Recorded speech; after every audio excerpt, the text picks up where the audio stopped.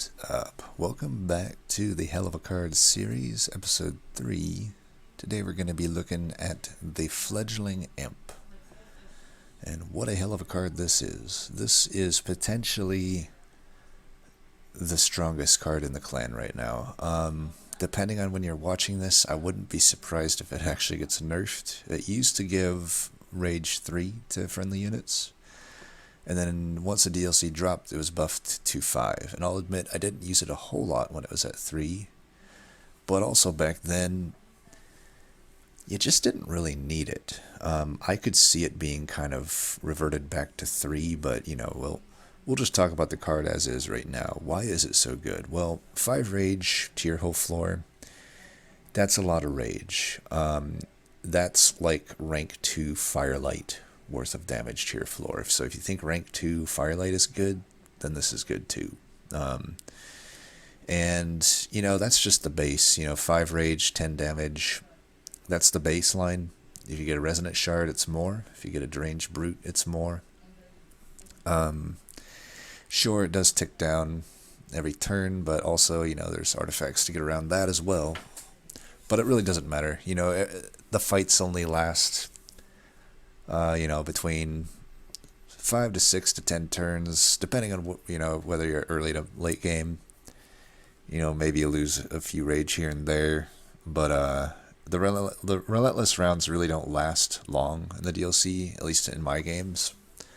So the downtick of rage is just hardly ever relevant, I feel, especially when you can stack so much of this. Now keep in mind, you can also get the double summon artifact, the Ashes of the Fallen, I believe it's called. And that'll make it have 10 rage, just as a baseline. Then, of course, you can also just self-infuse it, because it literally does its full effect on infusion as well, or its essence, I should say. So you can infuse it into itself. That's a pretty common one I do. Give it 10 rage, 20 if you got the double summons. Now, obviously, you want to find Endless on this. I would say before you go infusing it into or infusing things into it, I would either, if you're melting and you have reform, you're fine. So primitive molds, or if you don't have primitive molds, if you find molded or whatnot, you can be fine to probably do the infusion even if you don't find Endless yet. I would still look for Endless. I mean, Endless is the easiest way to use this unit. But yeah, it's if you're not going to find Endless, it's tough to really commit an infusion to it, because remember, that's 25 shards. If it's just a one-time play, that's not necessarily worth the 25 shards, but it might be. It really depends on your situation. But really, you want Endless or some way to get Endless on this. The Melting Remnant Tome is a way.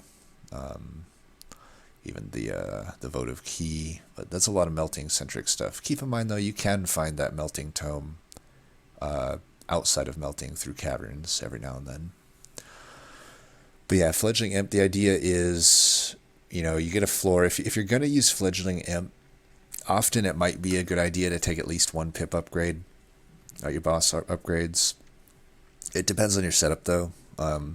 Sometimes you don't need it.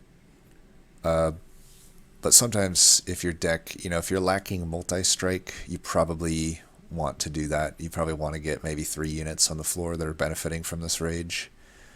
At that point, you're clearing most of the stuff from the game. If you don't find any multi-strike at all, you might want to do double pip upgrade and maybe try to somehow fit 4 units on the floor. It really depends, maybe even just hunt for caverns, try to get a microstone or another pip upgrade or something like that. But on that note, since you need the pip to play this unit down, you don't really, it doesn't combo that nicely with something like a Hidden Passage overstack build, obviously, right? So you kind of want to make a decision. Keep in mind, you're going to find Fledgling Imp and Hidden Passage within the first 2 rings only.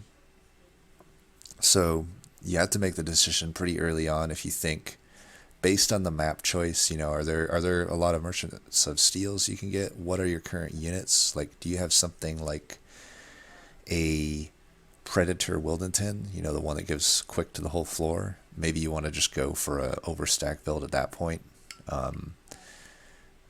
And but alternatively, if you don't really have units that have some passive ability, and you just have something solid like a Horned Warrior, maybe you just plan on not overstacking and just going with the Fledgling Imp. I will say this, I think Fledgling Imp, as long as I can find Endless on it, is very, very, very hard to lose a game with. Now, another thing you got to remember with the when you get Endless on it, you need ways to sacrifice it, because if you're not playing it every turn, you're not getting the whole value again. So even something like a Hornbreak can be high value there. Imperialist Shardtail is great. Burnout upgrade on it is great. All of the imp sacrifice cards work, especially important work. We can probably just pull a few of these up, like important work. Like this is the top tier one. If you have Endless on this imp, this is your top tier card to find. Is important work. You get the energy back and you just redraw it. If you have it like self-infused, it's just getting a ton. You can spell chain this. You can put it on a holdover. You get ridiculous amounts of rage if you do that. So imagine you're self-infused. You're Endless. So you're getting 10 rage baseline there. And then you just play this, you play it again, now you have 20 rage, let's say it's Spell Chain, you play it again, you got 30 rage. 30 rage to the floor, 60 damage to the entire floor. That's game winning right there. That's all the offense you'd ever need. You'd never really need more than that. Even if you have single striking units, that should be enough. You do that a few turns and you're one-shotting even the late game tanks pretty quickly at that point. And the other ones we talked about, like Hornbreak, just something that you can target your own units and kill them with is good. Also, you don't have to self-infuse. There's a lot of other good infusions. Like this one's pretty common for me to do. I would typically like to keep the imp because I think there's more imp synergy cards, like important work. There's only a few tomb artifacts, and they're not I don't think they're on the level of the imp artifacts or the imp spells and whatnot. So generally, unless I for some reason found Endless on a Molten Encasement first and then found the imp, generally I would highly recommend, if you're going to do this infusion, which by the way, this is a really nice infusion because it gives you both of everything. Like it gives you your defensive plan and your offensive plan. So when you have a Molten infused with a Fledgling, often 5 rage is enough to get you through. You'd probably want to Hell Vent the unit at that point, try to fit 2 on the floor every turn. Then you're getting a 4 stealth and 10 rage a turn. That should get you there. That's a pretty solid game plan. But again, like I said, if you're infusing a tomb into it, I would highly recommend keeping the imp as the unit and then taking the tomb's infusion into it, or the tomb's essence infusion into it. And I'd say that's my 2 most common combinations with Fledgling Imp would be Fledgling Imp into itself, that's the most common one, and then Molten Encasement into it is probably the second most common. You can do other things too, though. Like I've done the Welder Helper infusion if I really need defense and I just didn't find any. That's totally fine. It's very similar to the stealth one. Maybe not as good, but it's up there. You're getting 10 armor to the whole floor. If you're doing that twice, that's 20 armor a turn. It's not bad. That's not bad at all. Even a Molting Imp isn't completely out of the question, because keep in mind, its infusion does a lot more than its normal effect. It does 15, which that'll clear a lot, even late game. It won't clear the Shade Wings, but it'll clear the Channelers, it'll clear Wiltlings, and it will clear Light Wings. Won't clear anything else, but that's still a pretty good amount of damage mitigation right there. That would be if you've really missed on like AoE or backline removal. That could be a good option. But really, if you want your most bread and butter thing, just infuse it onto itself, find Endless. Very hard to lose from there. I think I'm something like 33 wins with Fledgling Imp since July, and like 2 losses with it or something, 2 or 3 losses. So you can definitely trust in the power of this card. It is insanely good. It accounts for the most wins of any card for me. I can pull up the data there too, really quick, just to show that. Alright, so I'm just looking at all clans cards since the start of July, and as you can see, I mean, Deadweight obviously outbeats it because you can't remove a Deadweight, but Fledgling Imp is literally the #1 winning card out of everything. So it's 35-3, which counts for a 92.1% win rate. I mean, how can you argue with that, right?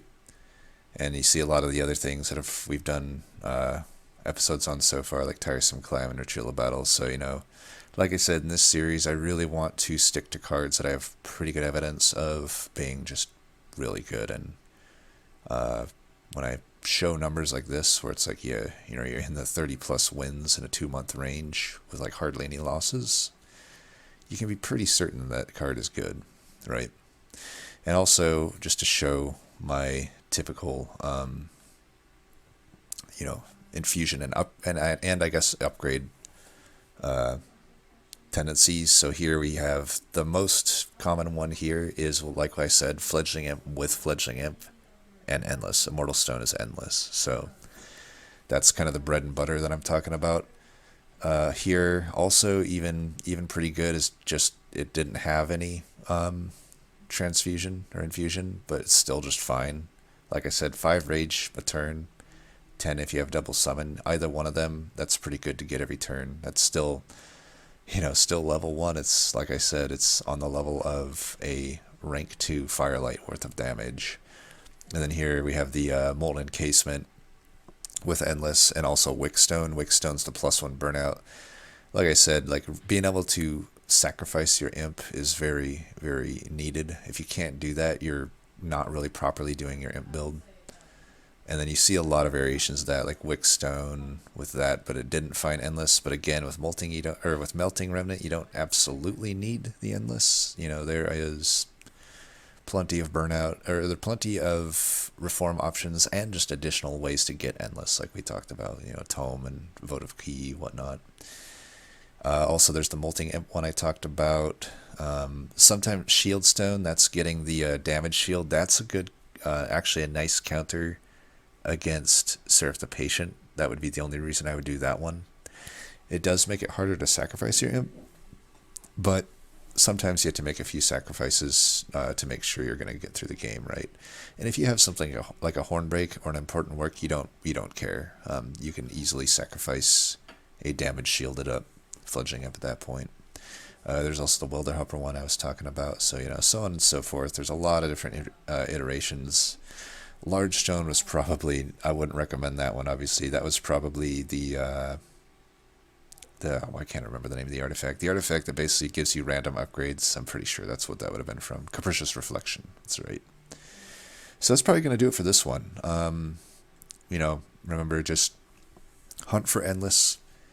If you don't find Endless, you can still make it work. I don't want to like make you think that it's just unusable without Endless, but if you don't find Endless, you're gonna want to really get creative. Like you can Hellvent a self-infused Fledgling Imp with all of your Hellvents, and at that point you're finding it 4 times. You know, that's 40 rage. That can probably do it. And again, especially if you get artifacts. And I should also say, Hellhorn is one of those clans that has such good artifacts. Particularly, there's so many good imp artifacts that you can give artifacts on the map and also merchants or trinkets on the map extra consideration, because the selection of artifacts is just so good. Even beyond the imp artifacts, there's stuff like multi-striker demons and shit like that, right? But anyway, that'll do it for this one. Fledgling Imp, it is solid. It is potentially the best card in the game, just kind of low-key right now. And yeah, if you've been skipping it, stop doing that. Take that and try to make it work. You'll be rewarded with it more often than not. Anyways, that's going to do it for this one. Thanks for watching. Until next time, peace.